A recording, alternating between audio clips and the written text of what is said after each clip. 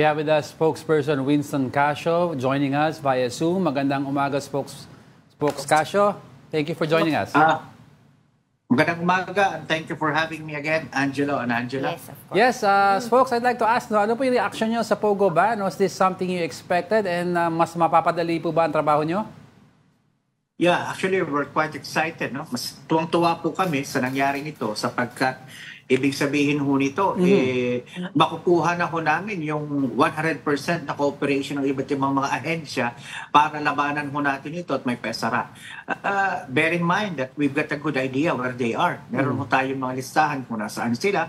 So kulang lang ho talaga kami ng manpower. So now that there is a total ban, so we expect all agencies of government to be helping us, to coordinate with us, to be able to put an end to this problem once and for all. Spokes, I'd like to add to that. Now, how does this change yung buong timeline nyo with regards to closing down Pogos? And will you still be at the forefront of these operations? Well, this is going to be an interagency effort. So, whole of government approach po tayo dito sapagkat una, yung DILG under Secretary Abalos, nagtayo rin po sila ng sarili nilang task force schemer. Schemer po yata ang pangalan noon. So we will work alongside them and kami naman po, yung aming interagency task group together with DILG IACAT, Bureau of Immigration, the PNP, NBI, AMLC, tuloy-tuloy din po.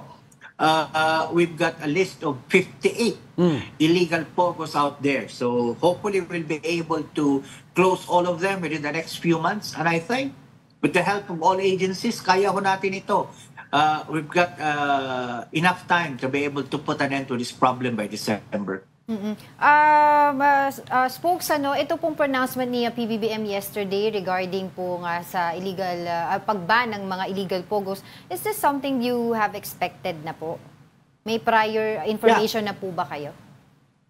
Yeah, we had a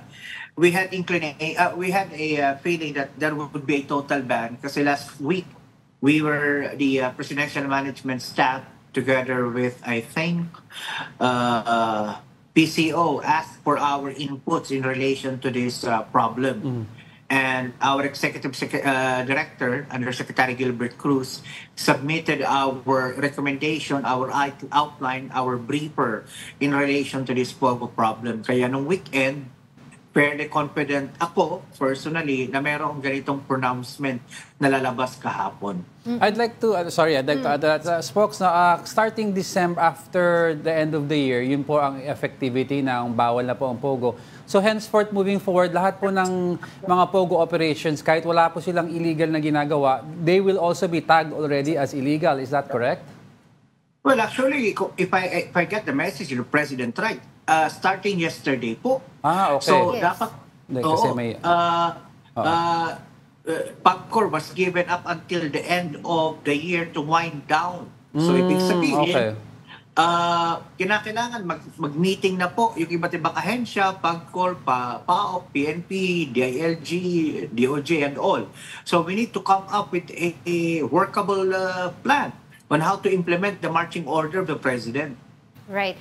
You mentioned kanina, Spokes, na meron kayong tinitignan 58. Tama po ba? 58 illegal Pogos? Tama po, tama po. Can we ask po kung saan-saan po itong mga lugar na ito? Karamihan po dito sa Metro Manila, Central Luzon, and Calabarzon. No? So, at saka may report na kanyang takbo na po itong mga bosses ng Pogo. In fact, over the weekend, meron kaming na-intercept na isa sa may La Union. He was attempting to get out of the country. So, marami ho kaming binabantayan ng mga bosses ngayon. So, we have so many leads. Nagmamadali nga ho kami. Araw-araw kaming nag-aabot ng kung sino-sino mga tao at saka mga location para ma-meet po natin itong deadline ng Presidente. So, Opo. The reason why I asked that because kung ito po bang mga 58 illegal Pogos na ito ay sila po ba ay lahat ay sangkot po maaari dito sa mga Chinese syndicates? Yes, ma'am. All Pogos, all scam hubs are all being run by different Chinese syndicates. No.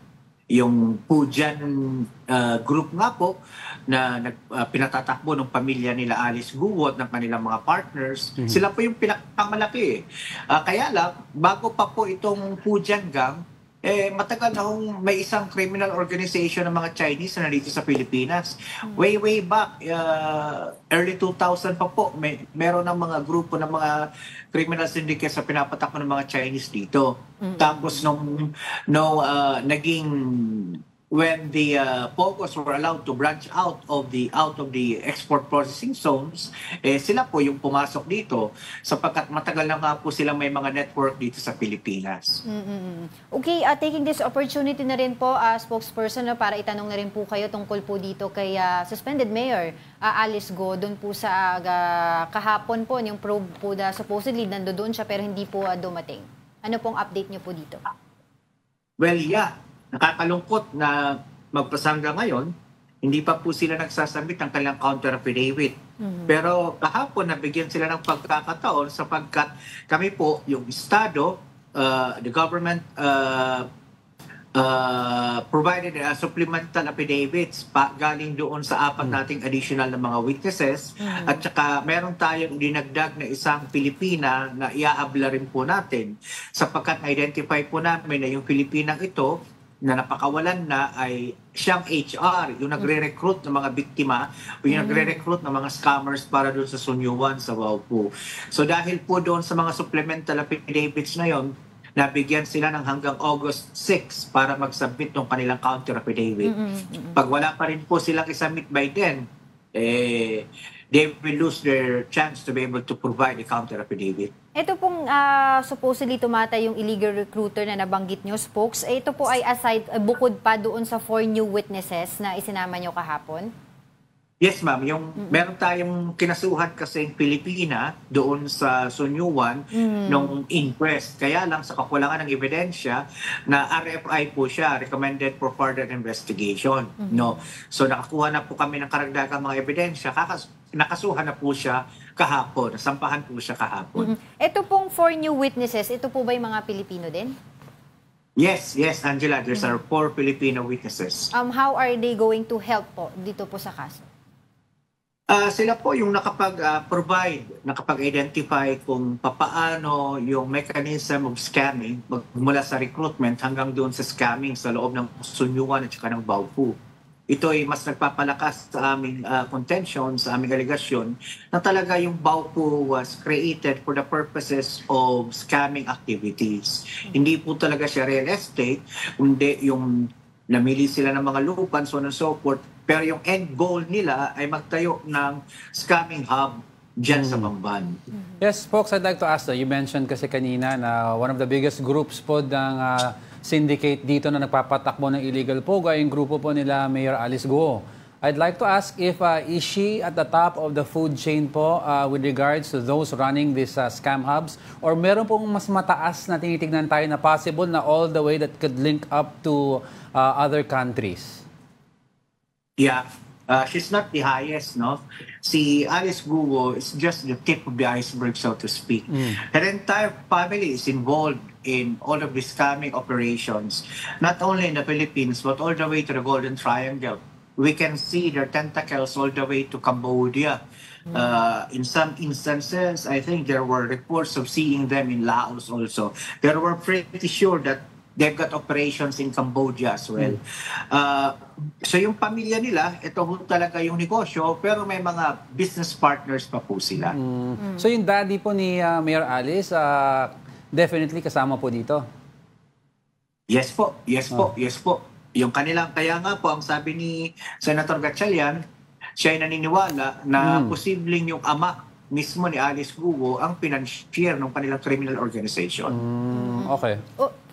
Spokes, kanina na-mention nyo nga po, no, yung mga 58 illegal pogos na binabantayan po ninyo ay mostly concentrated sa Luzon, sa Metro Manila. Why do you think that is po, na mostly doon po sila nagtatayo ng mga pogos nila? Meron po ba tayong investigation o tinitignan na anggulo na may mga kasabot din po silang mga local government officials? Well, Yung preference kasi nila na nandito sa Metro Manila, Calabarzon, and Central Luzon is primarily rooted in the fact na we've got good connectivity in these urban areas. That's one. Second, their access to the international airports. No, so malaking bagay din po yun. But that doesn't mean that these scam farms are only in these areas. We've seen them as far as Mindanao. We've seen them as far as the Visayas. So they're all over the country for that matter. The other question is, meron po ba silang mga kasabwat na mga local individuals dito? Yeah.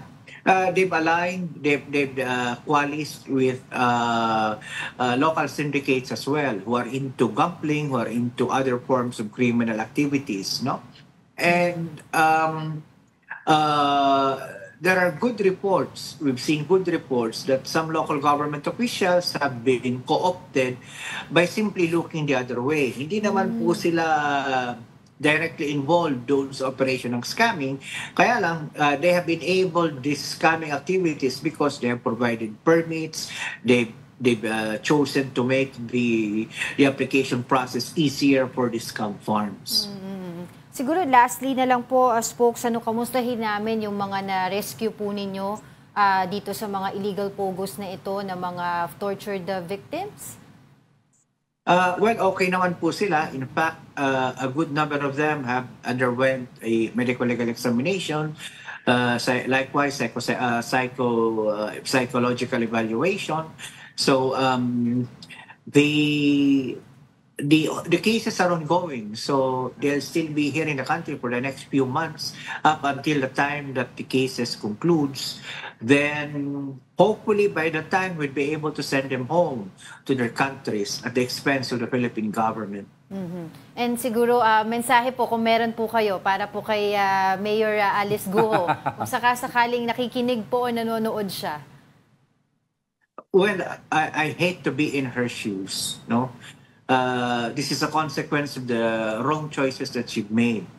But at the end of the day, if it's peace of mind that she wants, she would only have peace of mind if she musters the courage to face all of these legal challenges before her.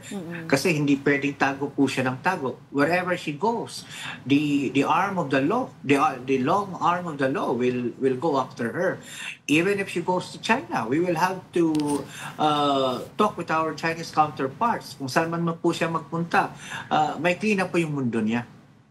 And we've seen several reports po na sinasabi kay Senator Win Gatchalian, gano'n na rin po kay Senator Risa Ontiveros na may mga death threats po sila na possibly link po dun sa kanilang ongoing investigation dito po sa Pogo. Kayo po ba, spokesperson na Casio, meron din po ba kayo nare-receive ng mga death threats? Well, lahat naman po kami nagtatrabaho dito sa problema ng Pogo, nakakatanggap po ng mga death threats ng mga ganyan. So we've taken all the necessary precautions. The office of the President, the office of the Executive Secretary, the Commission itself have provided us with the necessary security to be able to deflect all of these threats na hindi po sila mag-actualize. No?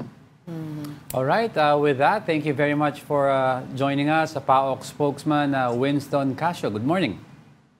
Magandang umaga po. Thank you very much.